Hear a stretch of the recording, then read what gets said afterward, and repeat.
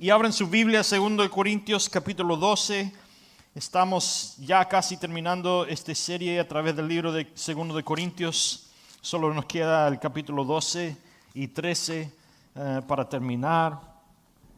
Y hoy día estamos en el capítulo 12 para darle contexto acerca de lo que está pasando. Pablo está preocupado porque los cristianos en Corinto están siendo desviados de su devoción sincera para Jesucristo por algunos apóstoles falsos. Y estos apóstoles falsos se jactan de su capacidad de de predicar bien, se jactan de su linaje de habiendo sido judíos, se jactan de sus finanzas y ese tipo de cosas.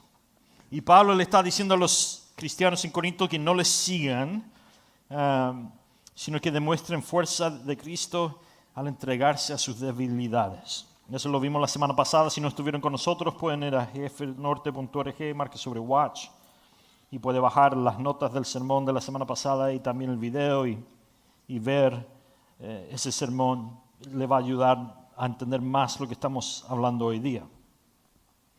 Porque hoy día Pablo sigue con ese tema y hoy día él va a hablar de una espina, un agujo en la carne que Dios ha decidido dejar que el enemigo traiga sobre él, a pesar de que Pablo ha pedido a Dios que quite este aguijón de su lado. Y Pablo nos va a enseñar que es a través de la debilidad que Dios demuestra su fuerza. Así que los cristianos en Corinto, Pablo les pide que cuando él vuelva, que le permite encontrarlos devotos a Jesucristo, en lugar de estar entregándose a los pleitos, celos, chismes y todo tipo de inmoralidad en su presencia. Entonces, si tiene su Biblia esta mañana, ábrelo, o lea los primeros 10 versículos del capítulo 12 esta mañana. Si no tiene Biblia afuera en la entrada, sería un privilegio para mí regalarles uno. En realidad, nada gano con vanagloriarme, sin embargo, ahora voy a hablar de las visiones y de las revelaciones del Señor. Sé de un hombre en Cristo que hace 14 años fue arrebatado hasta el tercer cielo. Y solo Dios sabe si esto ocurrió físicamente o no. Y sé que este hombre, solo Dios sabe si ocurrió físicamente o no, fue arrebatado al paraíso donde oyó palabras inefables que a ningún hombre se le permite pronunciar. Y de ese hombre pudo jactarme, pero de mí mismo solo me jactaré de mis debilidades. Sin embargo, no sería insensato de mi parte el querer jactarme, porque estaría diciendo la verdad, pero prefiero no hacerlo para que nadie piense de mí más de lo que ve o oye de mí. Y para que no me exaltara más demasiado por la grandeza de las revelaciones, se me clavó un aguijón en el cuerpo, un mensajero de Satanás, para que me abofete y no deje que yo me enaltezca. Y 3 veces le he rogado al Señor que me lo quite, pero Él me ha dicho: con mi gracia tienes más que suficiente para mi poder porque mi poder se perfecciona en la debilidad. Por eso, con mucho gusto habré de jactarme en mis debilidades, para que el poder de Cristo repose en mí. Y por eso, por amor a Cristo, me gozo en las debilidades, en las afrentas y en las necesidades, en las persecuciones y en las angustias, porque mi debilidad es mi fuerza. 10 versículos, muy corto, pero qué poder tienen estos versículos. Mira, yo al leer estos 10 versículos quiero hacerme 3 preguntas y quiero que tú los hagas esta mañana también. Pregúntate, o 3 preguntas que debemos hacernos para ayudarnos a nunca renunciar a Jesucristo. Porque los cristianos en Corinto Pablo dice que estaban perdiendo su amor y su pasión por Jesucristo. y estaban entreteniéndose y buscando las cosas que estos hombres, maestros falsos, tenían para ellos. Un evangelio de la prosperidad, una prédica muy cosquillosa para su oído, como dice el autor de Judas luego en el Nuevo Testamento. Ellos estaban cambiando su pasión y su dedicación de parte a Jesucristo a estos hombres maestros falsos. Entonces, 3 cosas que nosotros podemos hacer para ayudarnos a nunca desviarnos de seguir a Cristo, al verdadero Cristo. Número 1, pregúntate, ¿qué visión me ha dado Dios? ¿Qué visión me ha dado Dios? En Proverbios dice que el hombre que no tiene visión va a la destrucción. Todos nosotros necesitamos una visión, necesitamos un propósito en nuestras vidas. Esto no solo es un tema que Dios nos ha enseñado, es un tema que aún los ateos creen y piensan. Si tú vas a un consejero secular y dices, no, es que mi vida, no sé, ellos te van a decir, bueno, ¿cuál es tu propósito? ¿Cuáles son las cosas que están llenando tus sueños? ¿Cuáles son las cosas tus metas para tu vida? Cualquier vocabulario que quieran usar, están hablando de que un hombre que no tiene visión va a la destrucción, tal cual como lo dijo Jesucristo en su palabra hace miles de años en Proverbios. Todos nosotros necesitamos una visión, algo a lo que estamos marchando o cumpliendo o buscando una meta para nosotros, ¿no? Y sin eso empezamos a faltar dirección y nuestra vida empieza a desarmarse, ¿no?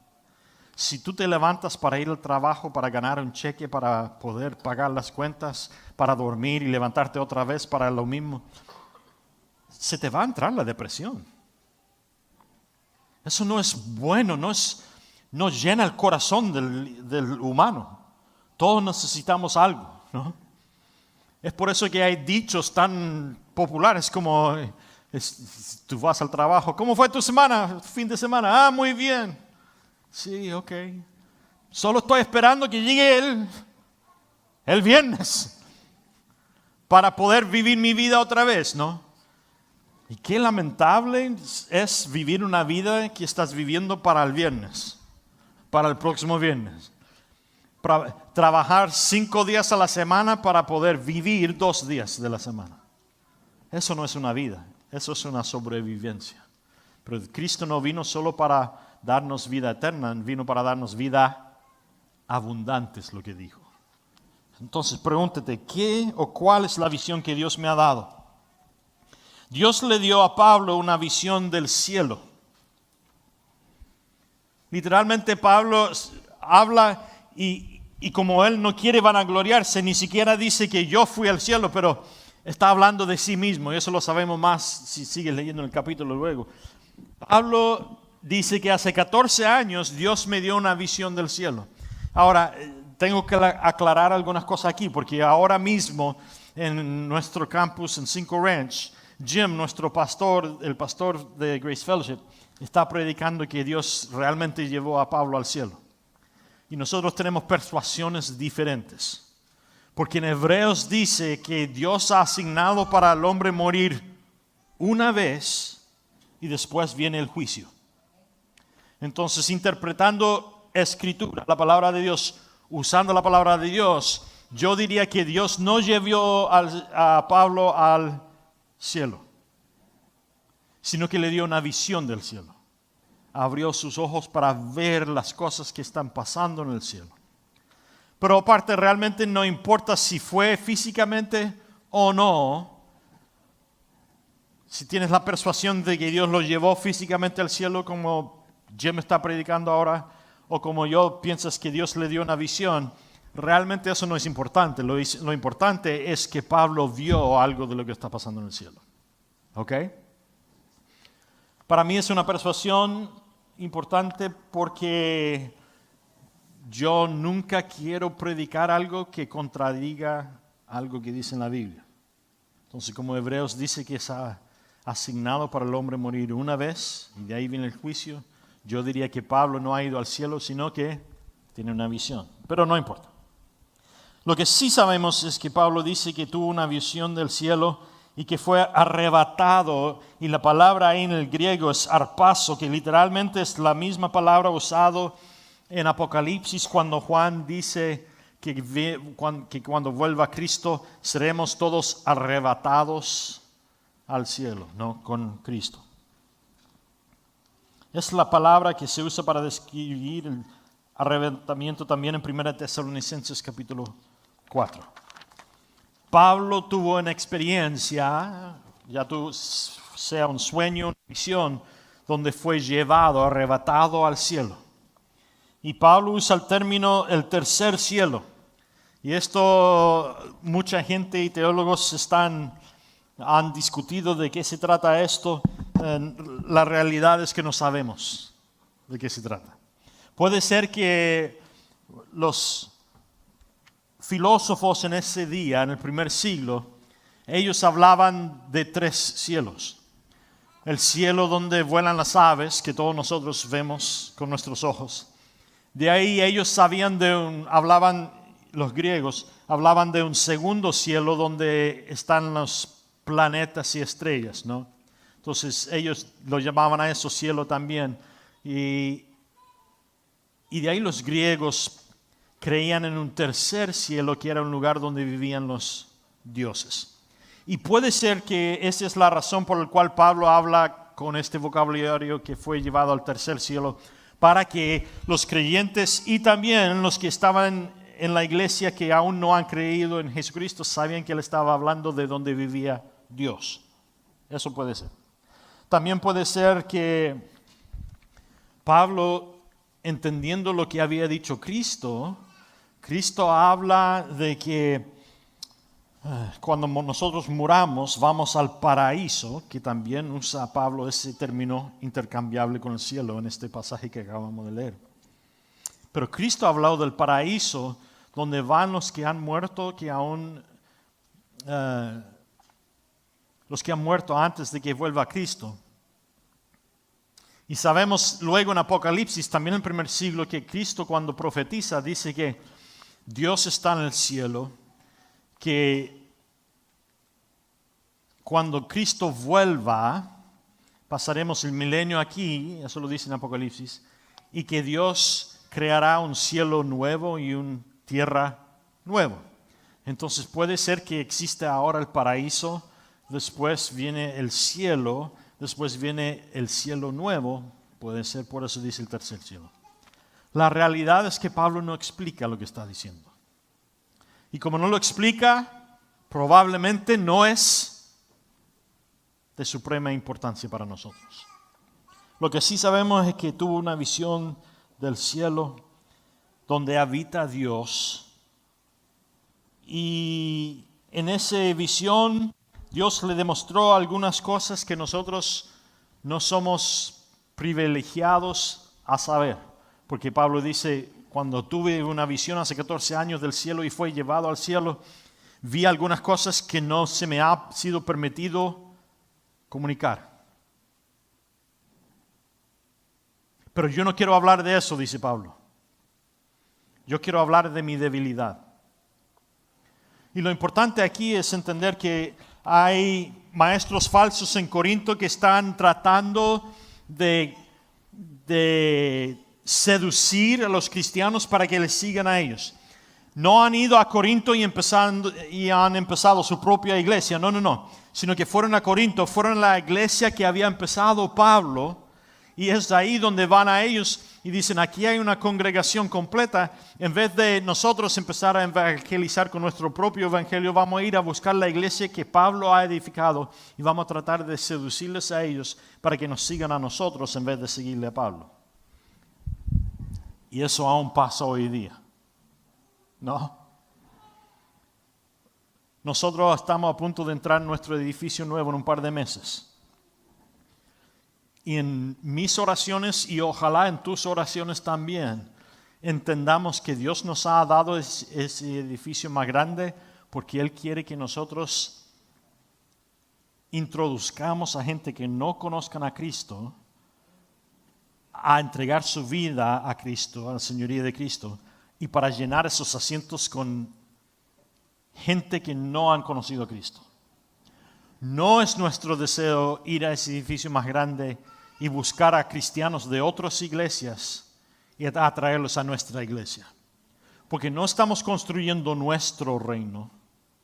A nosotros no nos importa que Grace Fellowship sea más grande en cuanto al número de personas para nuestro crédito. No, nosotros queremos que sea lleno de gente que no conocían a Cristo, que ahora han entregado su vida a Cristo, ¿no?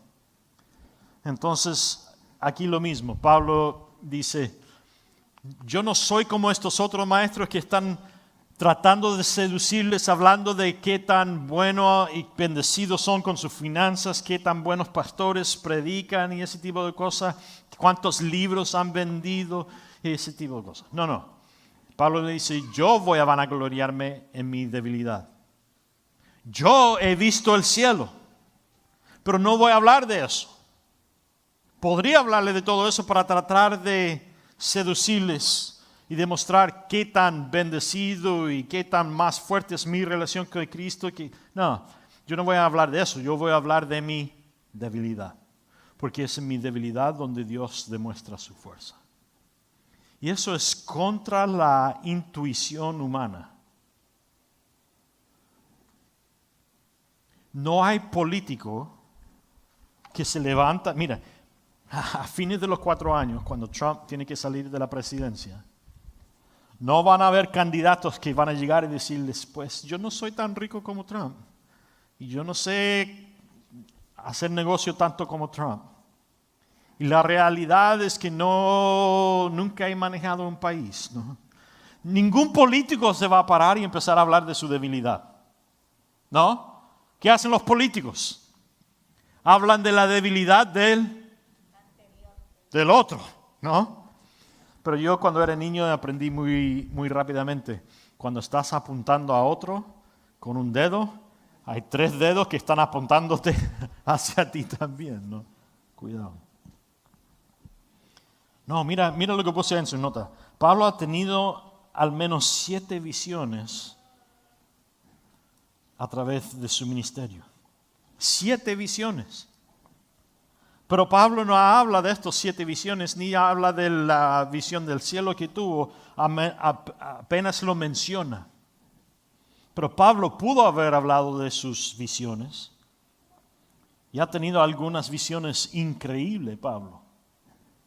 Pero él no trata de ganar popularidad con lo sobrenatural que ha pasado en su vida.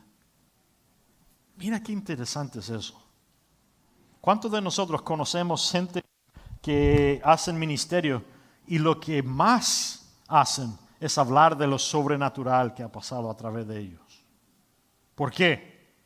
Porque un pastor que hace cosas sobrenaturales atrae mucha gente, ¿no? Hace un par de años llevamos los jóvenes a un campamento en Tennessee. Esto fue hace 5 o 6 años, qué sé yo, algo así. Un día estábamos en el campamento y había una joven que ella venía a la iglesia, sus padres no. Pero una noche ella tuvo un sueño muy raro. Y se levanta y empieza a hablar a mi esposa, que estaba en el viaje con nosotros, y dice, tuve un sueño y no sé, como que no me quedo tranquila después del cielo. Entonces empezó a contarle el sueño a mi esposa. Entonces mi esposa viene a mí y me cuenta el sueño y Dios me dio la revelación del sueño. Así que le interpretamos su sueño. Y yo le dije, mira, esto es lo que yo creo, pero yo no sé. Esto es lo que yo creo. Eso fue en la mañana. Esa noche el pastor del campamento, habían como 5,000 jóvenes ahí en el campamento. Esa noche el pastor del campamento predicó y al fin de la prédica, él decidió venir a conocer a nuestros jóvenes. Porque él oyó de que había una iglesia que tenía 32 naciones representadas en su atendencia, nosotros. y que en el grupo de jóvenes que estaban ahí, que habían 16 naciones representadas. Y él era un hombre cristiano que es americano ahora, pero sus padres eran de Irán. Y esta joven era de Irán también nacida aquí y creciendo aquí. Entonces él oyó de que había una joven de Irán también, entonces él quería conocernos. Entonces él viene esa noche para conocer a nuestro grupo de jóvenes y él llega y él empieza a animar a nuestros jóvenes y él empieza a decir exactamente lo que ella había soñado. Y Dios confirmó no solo a ella, sino a todo nuestro grupo de que Dios había hablado a ella a través de un sueño.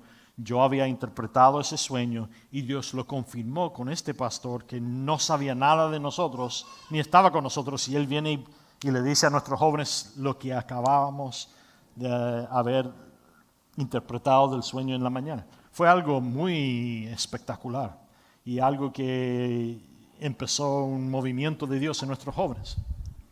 Pero también, ¿saben lo que pasó? El resto de esa semana, todos los jóvenes empezaron a tener sueños. Y todos los adultos en el grupo empezaron a tratar de interpretar sueños. ¿Por qué? ¿Por qué? Dios se había demostrado sobrenaturalmente. Y en vez de nosotros quedarnos sorprendidos y alabar a Dios por lo grande que se había demostrado, nosotros como humanos, es la tendencia del ser humano nunca ser satisfecho con algo. Siempre querer más. Entonces apenas Dios había hablado, en vez de nuestro grupo quedar totalmente asombrado y alabar a Dios, gloria a Dios que se ha demostrado sobrenaturalmente en nuestro medio, uno pensaría que algo así duraría por años. Ni siquiera duró por un día. Y ya todos estaban buscando otros sueños y otras interpretaciones. Es naturaleza humana. Pero es algo de la naturaleza humana que Dios quiere matar en nosotros. Es por eso que Cristo viene y cuando nosotros rindamos nuestra vida al señorío de Cristo, Él dice que nos convierte en creación nuevo. Y eso es el proceso de santificación. Desde el momento que yo he rendido mi vida al señorío de Cristo hasta que yo muera o vuelva a Cristo, estoy en proceso de ser convertido en esta creación nueva, en la semejanza de Cristo. Y la semejanza de la naturaleza pecaminosa es siempre querer más y nunca estar satisfecho.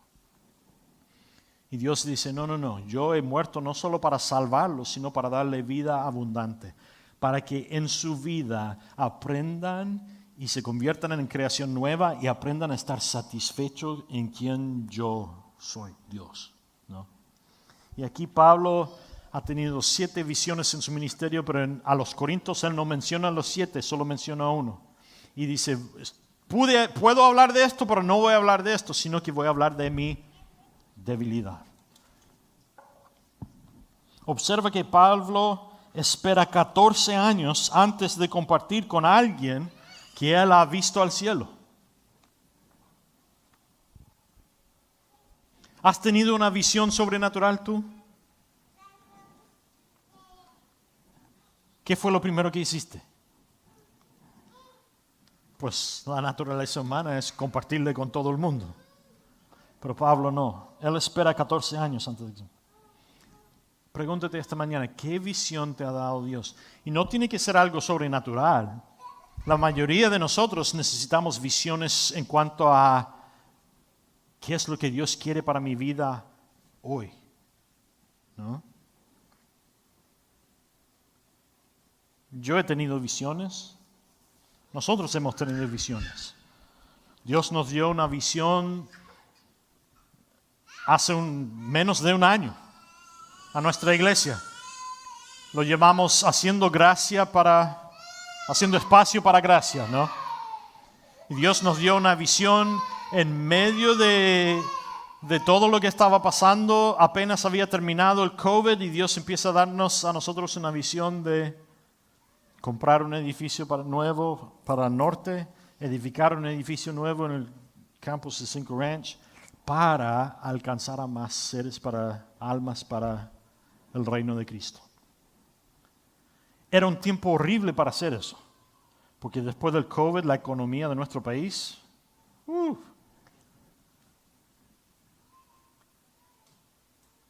pero Dios nos dio una visión a través de mucha oración. Estuvimos orando por 3 años y Dios dijo, hagan una campaña. Entonces, en octubre del año pasado, hicimos una campaña. Y nosotros pensamos que Dios nos dio la meta o la visión de alcanzar $15 millones. Ok. Eso fue lo que pusimos delante de la iglesia. Y ustedes, algunos de ustedes, los que estaban aquí, llenaron un, ¿cómo se llama? Un compromiso. Oraron. Dios, ¿cuánto quieres que yo dé? Ustedes dieron un compromiso. Un compromiso por 3 años. En 3 años, si no oye, y nosotros como lo hacemos aquí en Grace Fellowship, solo hacemos una campaña por lo que ha sido entregado por compromiso, por 3 años. Porque somos ahora una iglesia sin deuda y no queremos estar en deuda tampoco. Entonces nosotros dijimos, ok, vamos a hacer esta campaña, vamos a buscar compromiso de $15 millones a través de 3 años y veremos. Y ustedes hicieron los compromisos, lo entregaron y al fin de los compromisos hubieron compromiso por $15 millones. Ok, 3 años, veremos lo que pasa. Han pasado ¿cuántos meses ya? 8 o 9 meses. Sí, ya estamos han ingresado más de $6 millones.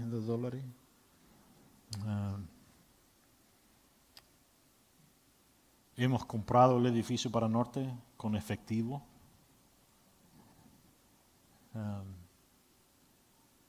Y a fines de 3 años pagaremos por todo con efectivo sin deuda.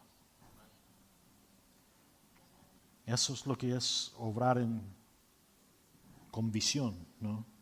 Buscando los deseos de Dios. Eso no es algo, pues claro, es algo sobrenatural. Dios es el que provee.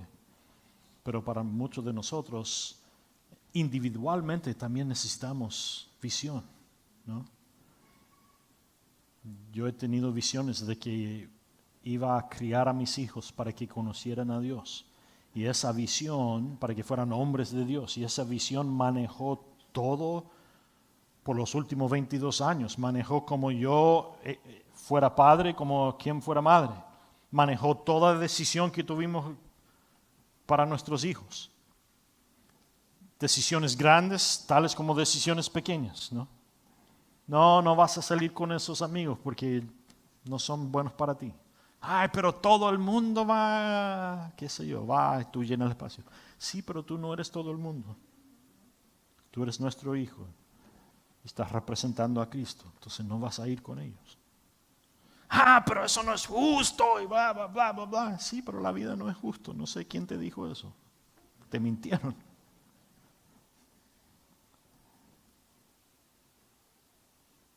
Pero sin que tuviéramos esa visión que manejara cómo nosotros fuéramos padres, apenas ellos empezaron a pelear con nosotros, íbamos a rendir nuestros deseos y los deseos de Dios para no pelear con nuestros hijos. Es demasiado fácil, ¿no? Afuera estaba comiendo yo un donut. Viene Olga y me dice, no, pastor, ¿cómo vas a comer un donut que no es de chocolate? Yo le dije, pues estoy de dieta, ¿no? No puedo comer los donuts de chocolate esta mañana, estoy de dieta de chocolate. No. Diariamente nosotros tomamos decisiones. Y si no tenemos una visión del Señor para nosotros, es demasiado fácil ser engañado por el enemigo en tomar la decisión incorrecta. Cuando todo el mundo está haciendo lo incorrecto, si tú no tienes una visión que estás siguiendo de seguir a Cristo, también vas a tomar la decisión incorrecta, ¿no? ¿Cuáles son las visiones que Dios te ha dado a ti? Lo que Pablo diría a nosotros es, sea una persona que vive siguiendo las visiones que Dios te ha dado y hazlo con humildad. No te vanaglories con tus visiones. Sea humilde. Mira lo que dice Santiago capítulo 4. Dios se opone a los soberbios, pero la gracia da gracia a los humildes. Humíllense delante del Señor y Él los exaltará. Lo segundo que yo veo en los versículos 5 a 8 que leímos es que debemos de preguntarnos cada uno de nosotros no solo cuál es la visión que Dios nos ha dado, pero también cuál es mi aguijón. ¿Cuál es mi aguijón? ¿No? Todos nosotros vamos a tener aguijones en nuestra vida. ¿Cuál era el aguijón de Pablo? La realidad es que no sabemos. Algunos creen que pudo haber sido una enfermedad o discapacidad física o problemas con los ojos o torturación, sufrimiento. Otros creen que fue la persecución de los maestros falsos de los cuales se está hablando aquí. La realidad es que no sabemos.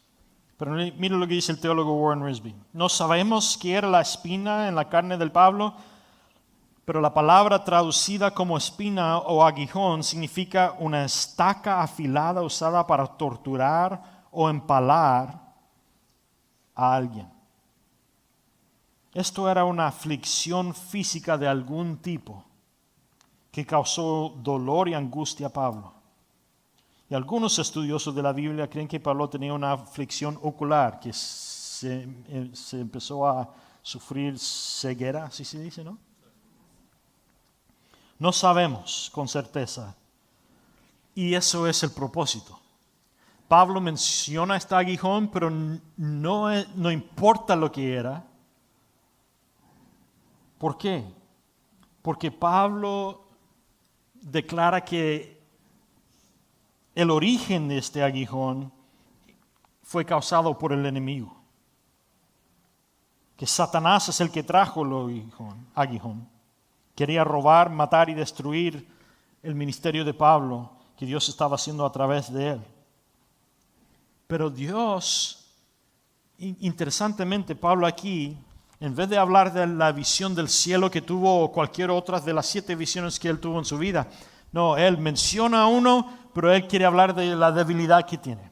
Y entonces él empieza a hablar del aguijón que Satanás había puesto en su vida. Y Pablo menciona que él ora, ¿cuántas veces que Dios le quite este aguijón? ¿Se acuerdan? 3 veces. 3 veces él ora que Dios le quite el aguijón. ¿Y qué es lo que dice Pablo? El Señor le dijo, no, mi gracia es suficiente para ti. En otras palabras, Dios dejó que el enemigo atacara a Pablo para cumplir los propósitos que Dios tenía en su vida. Y Pablo pide a Dios 3 veces que quite, no sabemos si era un sufrimiento de tortura o de oposición de otros, si era algo físico, no sabemos. Lo que sí sabemos es que era incómodo, que Pablo pide 3 veces que Dios lo quite de su vida y Dios le dice, no, porque mi gracia es suficiente. Entonces Pablo empieza a vanagloriarse de su debilidad. Y en vez de hablar de las visiones sobrenaturales que Dios le había dado, Pablo dice, mira, el enemigo me ha atacado y Dios lo está utilizando para mi bien y el bien de los demás. Entonces, en mi debilidad, Dios está obrando. Y eso es lo que Pablo se vanagloria en frente de otros. Y esto es importante porque nosotros vivimos una cultura hoy día donde muchas iglesias esta mañana están haciendo lo mismo que los maestros falsos en Corinto. Están hablando de Dios quiere que tú seas rico. Y te están predicando que Dios quiere que no sufras nada, que no tengas nada de enfermedad. Y están hablando de que Dios quiere todo para ti. Dios quiere cumplir, Dios quiere darte tu mejor vida hoy. Y eso es contrario a la Biblia. Porque Pablo dice que este mundo es Dios dice que este mundo es un mundo caído. Dios dice que Él va a volver. Y Él cuando vuelva, Él va a construir un mundo nuevo y un cielo nuevo. Que este mundo está bajo el pecado. Entonces Él va a terminar con todo esto. Y la única razón por la cual Él no lo ha hecho todavía es por gracia. La humanidad está dando oportunidad a más seres humanos que se salven antes de que Él elimina todo esto y empieza de nuevo.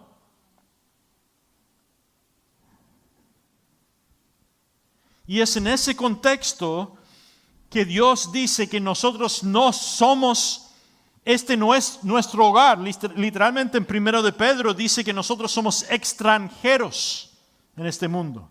Porque nuestra ciudadanía es en el cielo. Entonces Dios no quiere que nosotros amemos tanto a este mundo porque dice que cuando vuelva Cristo nada de este mundo podemos llevar con nosotros a la eternidad, solo las almas que se han salvado con nosotros. Entonces Cristo no quiere que nuestra visión sea para este mundo. Cristo quiere que nuestra visión sea para lo que viene después. Entonces, en vez de escuchar esas prédicas prevalentes en este país hoy día que predican todo lo que queremos escuchar con nuestros oídos pecaminosos de la carne, en vez de eso, busquemos lo que dice la palabra de Dios. Y gracias a Dios, si Dios dejó que Pablo sufriera para su bien y para el bien de todos nosotros, que hoy día estamos leyendo acerca de la vida de Pablo, eso significa que cuando Dios dice en Romanos 8 que todos nosotros, Dios utiliza todo para el bien de aquel que está en Jesucristo, que aún nuestro sufrimiento también tiene un propósito eterno. Dios no se ha olvidado de nosotros, Dios no nos está castigando. El castigo de Dios fue puesto sobre Jesucristo en la cruz por nosotros. Dios está obrando aún en los ataques del enemigo que vienen contra nosotros. Y aunque no nos gusten esas cosas, esas circunstancias difíciles, esas enfermedades y ese tipo de cosas, Dios redime esas cosas.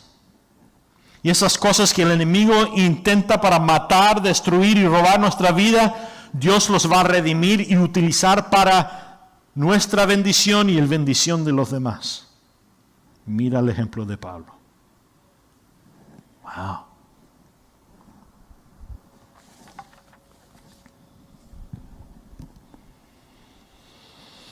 John Piper, un teólogo y un pastor hoy día, dice: a veces los aguijones vienen de Satanás, pero siempre son usados por Dios. Lea el libro de Job esta semana. Mira el ejemplo de él. Lo importante para nosotros es ver y seguir el ejemplo de Pablo. Pablo ora 3 veces que Dios se lo quite, y en vez de seguir clamando y rogando a Dios, cuando Dios dice no, ¿qué es lo que hace Pablo? Ok. Entonces me abrocho el cinturón y vamos. Qué interesante, ¿no? Pablo demuestra su fe aquí. Dios, quítame este aguijón. Dios, quítame este aguijón. Quítame este aguijón. Después de la 3ª vez, cuando Dios le dice no, ok, no pido más. Él clava su carne a la cruz con Cristo. Él dice: Dios, no me gusta esto, quítame esto de mi vida. Dios, no me gusta esto, no puedo más, quítamelo. Dios, esto me está causando mucho sufrimiento, quítamelo. Y Cristo dice: no, mi gracia es suficiente. Y después de 3 veces Pablo dice: ok, en vez de preguntar y pedir otra vez, voy a cambiar mi actitud y voy a aceptar lo que has puesto en mi vida y voy a dejar que tu gracia sea suficiente para llevarme a través de esto. Nosotros podemos aprender mucho de eso. ¿Cuáles son los aguijones en tu vida? Quizás, en vez de pedir que Dios lo quite de tu vida, quizás Dios quiere que te unes a lo que Él está haciendo y dejes que su gracia sea suficiente para ir a través de la circunstancia. Entonces, lo que yo diría es esto, el principio bíblico es, porque hay versículos en todas partes de la Biblia que diga que cuando estamos enfermos, que pidamos al Señor por sanamiento, que cuando estamos sufriendo, pidamos que los pastores oren por nosotros para que seamos sanados o salvados de esta circunstancia. Entonces la Biblia también dice que debemos de pedir la ayuda de Dios. Entonces el principio bíblico que nosotros podemos aprender aquí es esto. Cuando estés pasando por circunstancia difícil o algo que no te guste, pídele al Señor que te salve de esa circunstancia. Claro que sí. Ore y pide que el Señor te saque de esa circunstancia. Pero, si la respuesta de tu oración no es sí, acepta la respuesta de Dios. Porque Dios siempre contesta las oraciones. Algunas veces es sí, algunas veces es no todavía, espera, y algunas veces es no. Pero siempre contesta nuestras oraciones. Entonces, hasta que Dios diga no, siga pidiendo sanamiento, salvación, socorro en tu circunstancia. Pero cuando diga Dios no, rinda tus deseos a los deseos de Dios, acepta su respuesta y cambia tu oración. Ok, Dios, si no me vas a salvar de esta circunstancia, entonces deme tu gracia suficiente para ir a través de la circunstancia y ayúdame a entender lo que estás haciendo, y hasta que me ayudes a entenderlo, ayúdame por fe a depender de ti en medio de la circunstancia. Pero no me voy a quejar más de esta circunstancia. Voy a aceptar lo que estás haciendo tú y voy a dejar que tú hagas lo que quieres hacer en mí y a través de mí. Ese es el principio que nosotros podemos aprender aquí. Muchos de nosotros estamos pasando por circunstancias en nuestra vida, aguijones en nuestra vida, y por cuanto hemos estado orando que Dios lo quite, no está cambiando y nos estamos desesperando porque no estamos escuchando la respuesta de Dios, que ha dicho aún no o no. Y cuando Dios dice no y nosotros seguimos luchando con Dios para que cambie su respuesta, estamos perdiendo nuestra visión de lo que Dios quiere hacer y estamos empeorando las cosas y estamos haciendo que la circunstancia se alargue en nuestra vida. Al rendirnos a lo que Dios está haciendo en medio de circunstancia mala, eso hace que la circunstancia sea más corta, porque Dios puede cambiar en mí lo que Él quiere cambiar a través de la circunstancia más rápidamente cuando yo rindo mis visiones y mis deseos a los deseos de Dios. Pablo, sabiendo muy bien lo que está pasando aquí y lo que va a pasar a la iglesia en Corinto, dice: no sean engañados. No busquen todo lo sobrenatural o lo que piensan que es sobrenatural. No busquen las riquezas y las cosas de este mundo. Busquen los deseos de Dios y las intenciones de Dios, y busquen rendir su vida para ser parte de lo que Dios está haciendo, en vez de pedirle a Dios que sea parte de lo que tú quieres que Él haga, ¿no?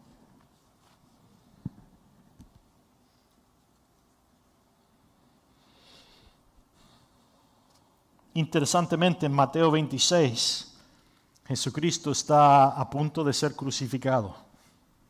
Está en el jardín de Getsemaní y Él pide 3 veces al Padre que quite lo que va a pasar. Dios, yo no quiero ir a la cruz. Si hay cualquier otra manera. Pero Cristo ora 3 veces. Y cuando Dios no cambia la respuesta, ¿cómo termina orando Cristo? Ok, que se haga tu voluntad, no la mía.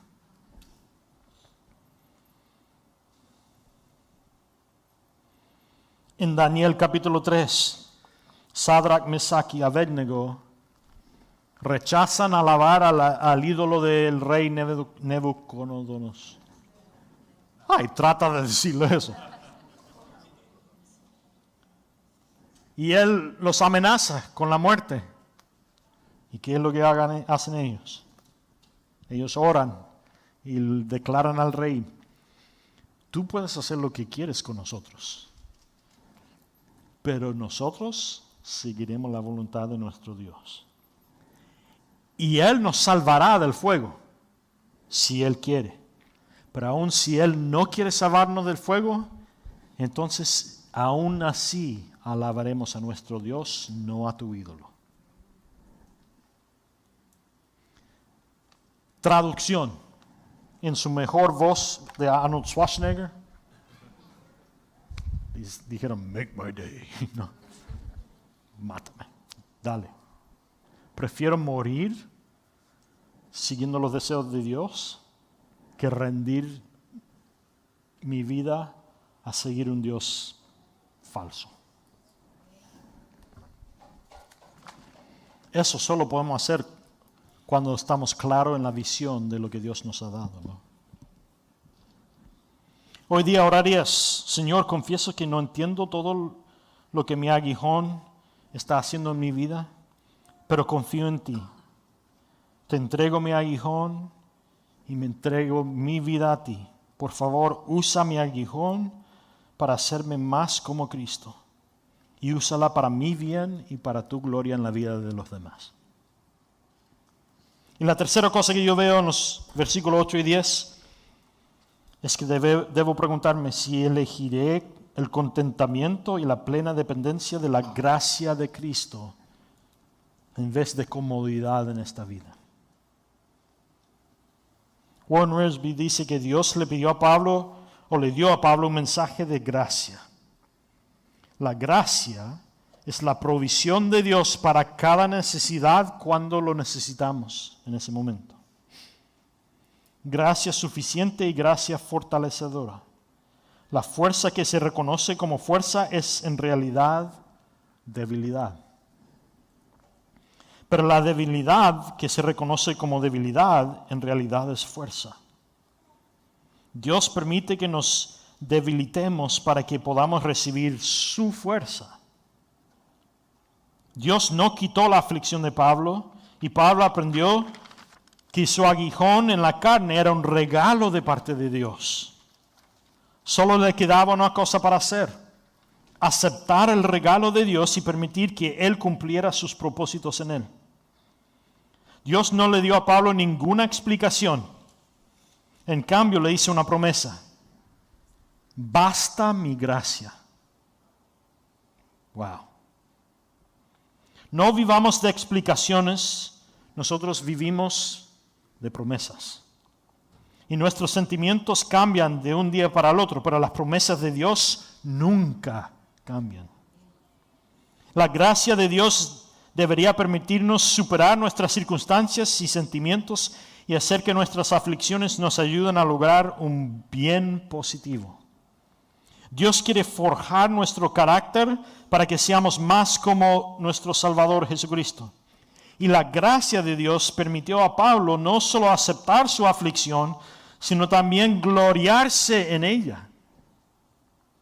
Pablo se complacía en estas pruebas y problemas, no porque estuviera psicológicamente desequilibrado y disfrutaba del dolor, no, sino porque sufría por causa de Cristo, la gracia de Dios y la gloria de Dios. El versículo clave ahí es el versículo 10, donde él dice: por amor a Cristo me vanagloriaré en mi debilidad, ¿no? O como dice Rick Warren, la formación del carácter es un proceso lento. Siempre que intentamos evitar o escapar de las dificultades de la vida, interrumpimos el proceso. Retrasamos nuestro crecimiento y de hecho terminamos con un dolor peor. El inservible que acompaña la negación y la evasión. Cuando comprendemos las consecuencias eternales del desarrollo de nuestro carácter, oraremos menos oraciones de consuélame, Señor, y oraremos más oraciones de confórmame, Señor. Si enfrentas problemas ahora mismo, no preguntes ¿por qué a mí? Luego de eso, pregúntale ¿qué quieres que aprenda Dios a través de esto? Y luego confía que Dios sabe lo que está haciendo y sigue siendo lo correcto en medio del problema. Ore menos cómo puedo salir de esto y ore más qué puedo obtener a través de esto. Pregúntate esta mañana, ¿estoy dispuesto a sufrir si eso significa mostrar la gracia y la fuerza y la gloria de Dios a los que me rodean?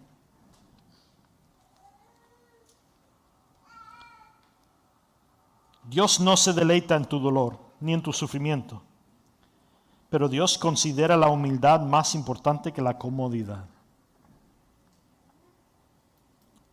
Dios tiene valores y prioridades diferentes a este mundo.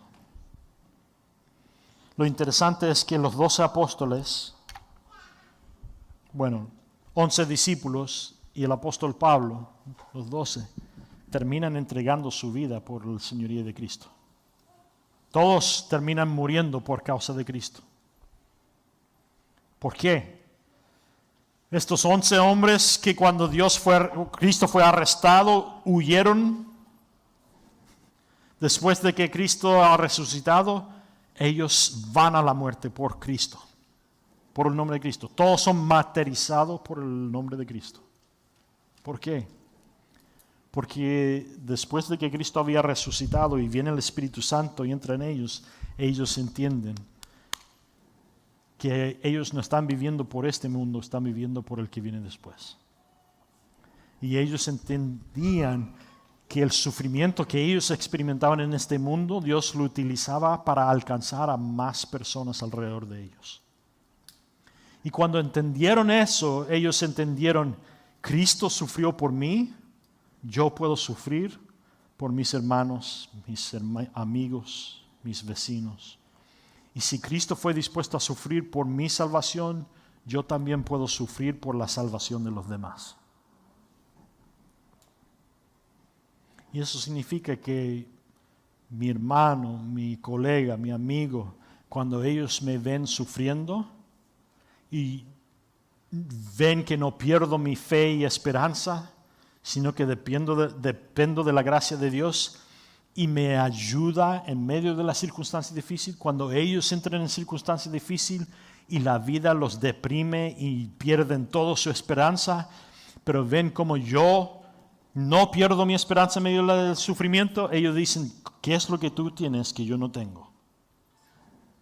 Y gracias al hecho de que soy dispuesto a sufrir por la causa de Cristo, ellos vienen a mí y me dicen, ¿cómo es que tú puedes sobrevivir esto? Y yo puedo compartir a ellos. Es por la gracia de Dios. Porque la gracia de Dios es suficiente para hoy día. Y sus misericordias son nuevas cada mañana, es lo que dicen los salmos. Y ellos dicen, pues yo sufro, veo que tú sufres, pero tú no pierdes tu esperanza, tu gozo. Yo sí, yo necesito lo que tú tienes. Y yo le puedo introducir a la persona de Cristo. Y ellos entregan su vida a Cristo porque ven cómo sobrevivo yo. Y ellos quieren lo mismo. Pero si yo voy predicando un evangelio falso que si das tu vida a Cristo serás rico y todo lo que tú quieres Dios te lo va a dar porque es como un genio en la botella, sí, ¿no? Ellos saben que eso es mentira. Porque ven la circunstancia en tu vida y dicen, tú estás predicando algo pero viviendo otro. Entonces miran y dicen, hipócrita.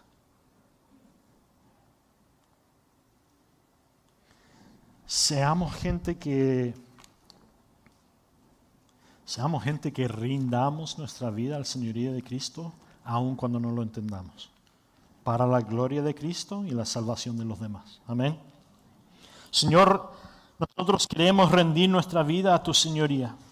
Señor, que veas en nosotros y en esta iglesia gente que están siguiendo la señoría de tu Hijo Jesucristo, en vez de seguir nuestros deseos de la carne y predicar una prédica falsa que anima los deseos de la carne. Que seamos gente de fe, gente de visión, dependiendo de tu gracia y misericordia y la obra que tú has hecho en la cruz, para que redimas toda circunstancia en nuestra vida para la gloria de tu Hijo Jesucristo y para el bien de nosotros y los demás, tal como dice tu palabra. Haga crecer nuestra fe en medio de las circunstancias difíciles. Usa las aguijones en nuestra vida para tu gloria. Redímalos, Señor. Deles valor pertinente. Y aun cuando no vemos lo que estás haciendo y no entendemos lo que estás haciendo, Señor, por fe creeremos que tú eres Dios y que, como tú has dicho, utilizarás todo para el bien que está en ti y el bien de los demás. No perderemos la fe, Señor. Seremos gente de visión, viviendo para la vida que has prometido que darás, donde no habrá sufrimiento, donde no habrá enfermedad, donde no habrá circunstancia difícil. Y hasta ese día, Señor, denos la fuerza y la gracia suficiente para vivir, para traer la mayoría de personas que podamos con nosotros a esa vida donde no habrá sufrimiento, ni enfermedad, ni circunstancia difícil. Hasta entonces, utilízanos a nosotros para tu gloria, para el bien de los demás. En nombre de Cristo pedimos. Amén.